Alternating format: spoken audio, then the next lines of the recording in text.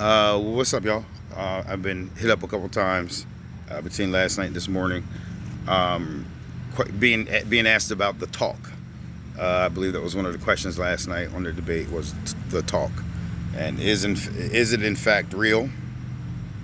Is that something that happens in households, black households across America, and things of that nature? And this is very quick and easy. The answer is yes, it's absolutely real.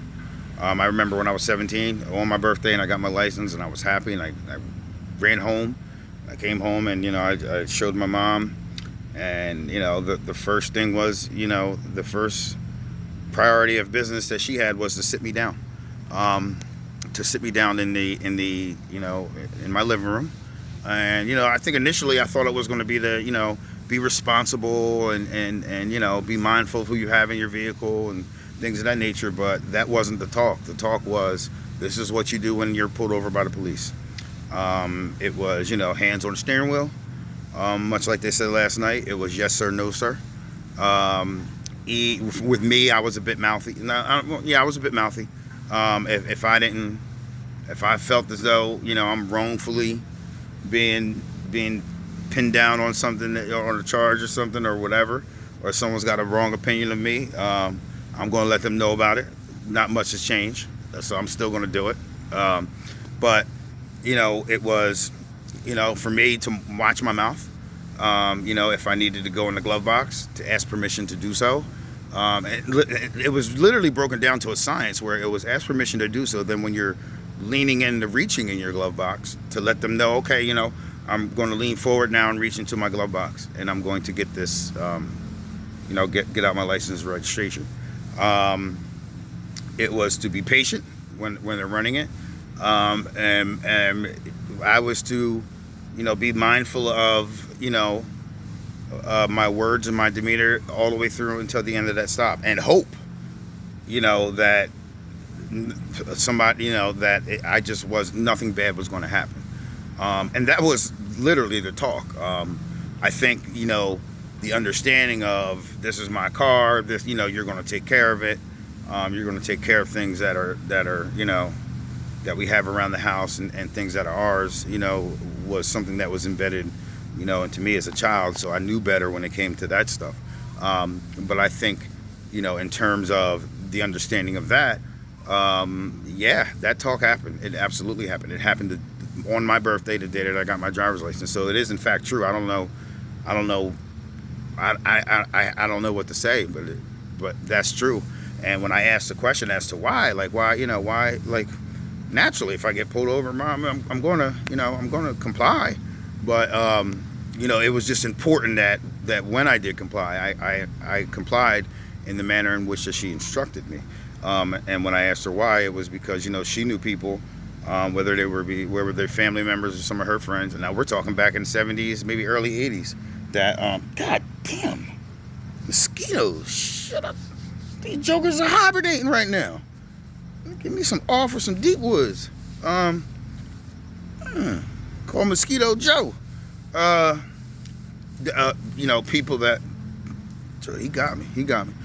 People that she had grew up with, may have had things planted on them, that unfortunately got them in trouble. Something that they were wrongfully accused of. And she's just seen a lot. She just made it clear that she's seen a lot, and it's something that I need to be mindful of. Now, I didn't grow up in a household where we hated whitey, you know what I mean, or something like that, or the white man was out to get us. We were very much, you treat people as you're treated. And it's just really the same concept that I teach my kids is, at the end of the day, if they want to categorize it as racist or whatever, this, that, and the third, then they can do so. But not every white person is racist, I know some black folks that are racist. I just do. Now I teach my kids, with this exact word, with this exact language. In the world, there's good people and there's assholes. Period. There's good people and assholes. And your goal is to be a good person, a decent person. Flawed, sure. Imperfect, That's the beauty of it. But a good person and a decent person nonetheless. And your goal is to not be an asshole, and you will be able to identify the good people and the assholes from a very early age. Whether it be out on the schoolyard or on the playground or something, you're going to know the good kids and you're going to know the kids that are just an asshole and whatever. And that's just typically, unless they have some type of epiphany growing up, that's just what it is. I'm not going to sit here and remove myself from what life has taught me just based on what the hell your opinion is. It's just not going to happen. All right. So, the same goes with, for me, law enforcement. You know what I mean? For me, it's like, any other job. I could walk in my building right now and I can tell you who are, great employees and who are assholes and the anchors that could possibly be holding down some departments. It's just my opinion. But I don't categorize the entire department, or the entire building based on, the incompetencies or the negligence of decent civility of single individuals. I just don't do that. If you want to do it, then go ahead. That's cool. That's you. Whatever floats your boat. But I just don't do that. I was raised better. But I was also raised with the talk, and that talk is absolutely for real. Now, here's the thing. It's not just for Black Americans. I know a lot of Latino Americans that are friends of mine. Puerto Ricans, Dominicans, Cubans, where they get a car as soon as they throw their car on 20s, as soon as they put some dubs on it, some 22s on their car, they're getting pulled over. You know what I mean? I never did that. I never did that for that specific reason. I had the factory rims on mine, because I wasn't getting pulled over. I ain't need to get pulled over back then. All right. So, for many reasons. So I made sure that, if I did whatever I could, yes, there's no tint on my front windows. You can look right on in right here. Just don't look in the ashtray. But, you know what I mean? So, it just is what it is, but it's very much true. I don't think it should be, limited to one demographic. You know what I mean? It's, I heard what they said last night debate, African Americans, doesn't matter if you're making $300,000 a year or on welfare or on food stamps, you know what I mean? That, they're getting pulled over. Oh, absolutely. But that goes the same for Latinos as well. I think what has happened was that may have been the case, years ago. But I think nowadays it's more slanted towards the hip hop or the urban look.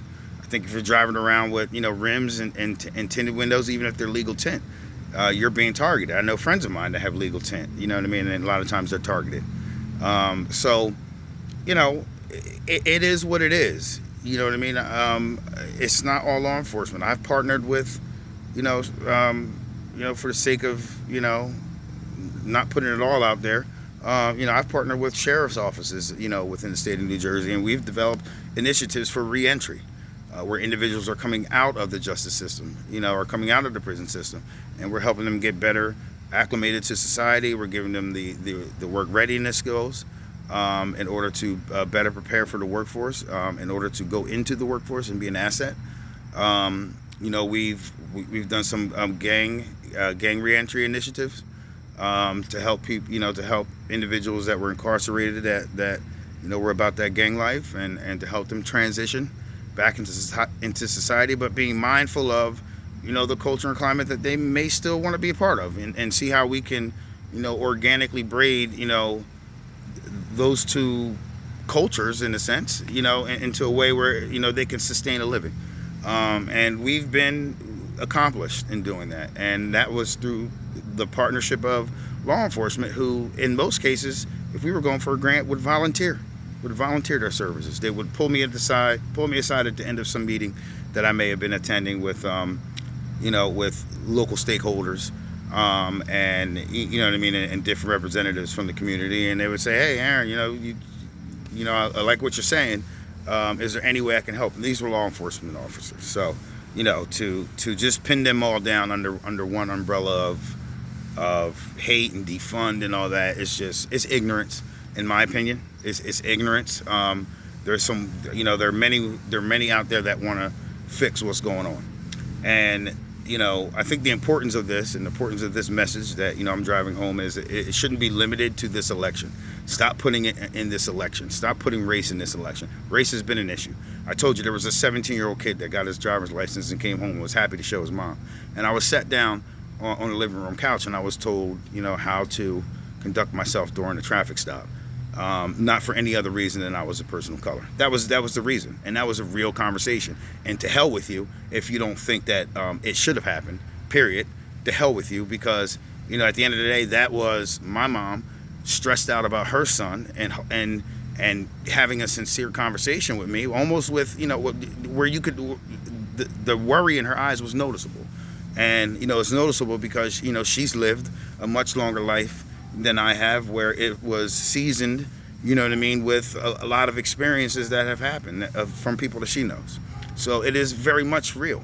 It is very much real. But it should not be limited to this election. Why y'all keep doing it and making this election about race like it's never been around here before, this hasn't been going on, is beyond me.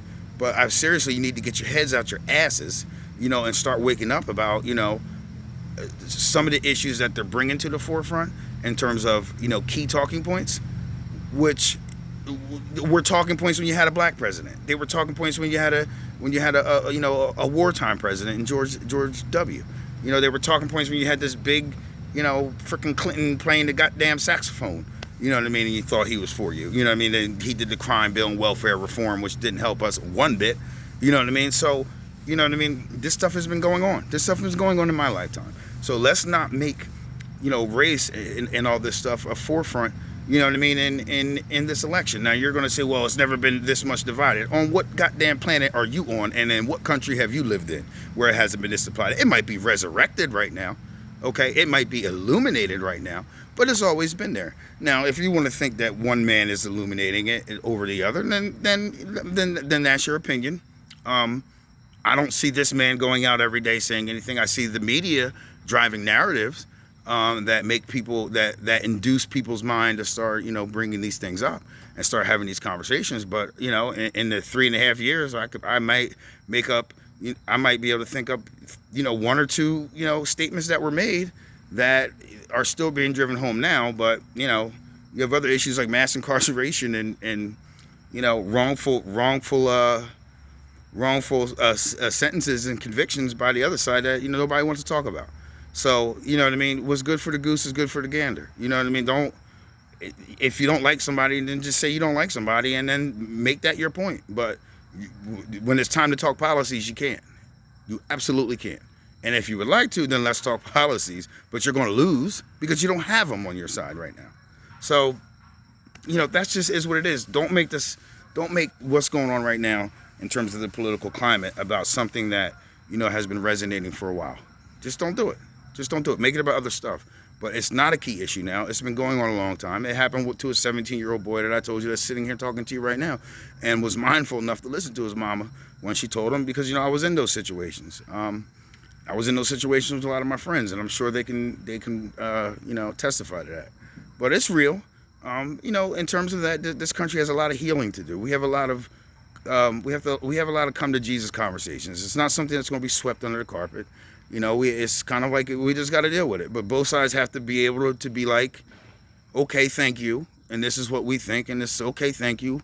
Oh, you're right. It is not your fault. You know what I mean? But it happened. You know what I mean? And we go from there. We figure out how to be neighbors from there. Listen, I'm sitting around my neighborhood now, right? Okay. Like, here's the thing. We all get along.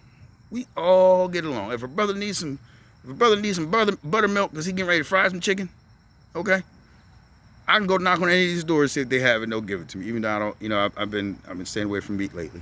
But like, it doesn't mean like, like they're different. I'm different. Like we move differently, but we all get along because we're neighbors. We're neighbors, and we want the best for our street. We want the best for our little neighborhood right here in our little community. We want the kids to go outside and play and be safe. And, if the kids are outside playing and I got to run to Wawa or something and, neighbors are sitting outside, they're good. You know what I mean? And that's something that I remember growing up in the 80s. Like, shit, I couldn't do nothing on my street because the neighbor 6 doors down, like, will call my mom, you know what I mean? Like, oh, Aaron out there on the railroad tracks breaking bottles, rocks, and like, you know what I mean? So like, that was, you know, it was everybody was looking out for each other back then, and now nobody, you know, the neighbors don't even talk to each other now. They barely wave at the mailbox.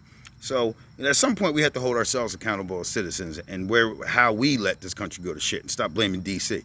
Okay? You push the button every November and then you went on back your life and they did whatever you may think they done in DC, but what did you do as a citizen? What have you done as a citizen? How did you allow, you know, our society to evolve? Was it for the betterment or the detriment? And then when we start holding accountability to ourselves and we start, you know, kind of bringing it in, regroup and refocus on our responsibility as a citizen, then I think that we duly understand that there's an issue with us and with them. So don't leave it to one man to clean out the swamp. You know what I mean? If we're also contributing to the pollutants in that swamp. It's time to be accountable as citizens. It's time to be accountable as a human body. It's time to stop labeling this, that, and the third. You know what I mean, of who's right and who's wrong or whatever. There's nothing we can do about the past. It's kind of like if you're in a relationship, you know what I mean, with somebody and, you know, something goes bad or there's cheating or some shit and you decide, you know, we want to work it out because we want to live together and, you know, we want to be harmony. Then you can't, like, you deal with the situation that happens and then you start with a clean sheet of paper and hope that you can just let old shit die and new shit grow. And that's it. And if it can, it ain't going to work out. But I have 1,000% faith, you know, in mankind that we can make it work out. But like, it's not going to be playing and pandering to the bullshit, and that's what many people are doing right now. You're playing to the bullshit. You don't like somebody or whatever, but you don't want to talk about the other issues that the other people got because you don't like somebody. Well, that's just the bullshit, and you're one of the plagues to society, period. You're one of the people that I'm talking about right now that needs to get the shit together. That's just it. That's just it. If it's an issue of policies, different policies and beliefs, then that's great. It's like I said, different neighbors have different ways that they run their house, but that doesn't mean we all can't, you know,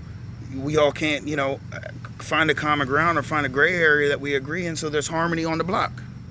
Okay? So get it together. But in terms of the talk, it's very real. It's very real. And it shouldn't be. And you know what I mean?